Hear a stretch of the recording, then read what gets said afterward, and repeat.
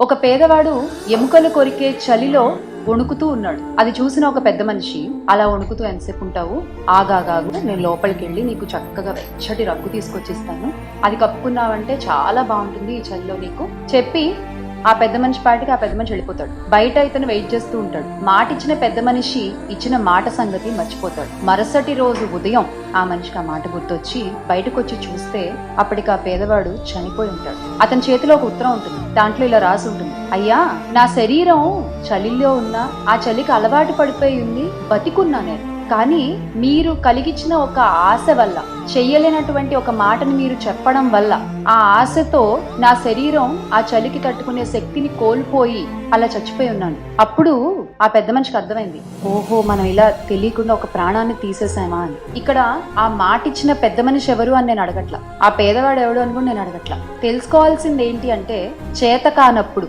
చెయ్యలేనప్పుడు మాటలు చెప్పకూడదు, ఆశలు కలిగించకూడదు. వీటినే అచ్చ తెలుగు భాషలో చెప్పాలంటే శుష్క వాగ్దానాలు అంటారనమాట. ఇప్పుడు ఈ ప్రస్తావన ఎందుకు తీసుకొస్తున్నాను అంటే, చంద్రబాబు నాయుడు గారు మా అక్క చెల్లెమ్మలని, మా మహిళలని మరోసారి నమ్మించి మోసం చేశారు. ఇస్తానన్న హామీలు ఇవ్వకపోగా, జగనన్న ఇస్తున్న పథకాల్ని కూడా ఆపేసి ఈ రోజున ఆంధ్ర రాష్ట్రంలో ఉన్న మహిళలకి, ఆడపిల్లలకి, వారి కుటుంబాలకి తీవ్ర ద్రోహాన్ని చేశారు.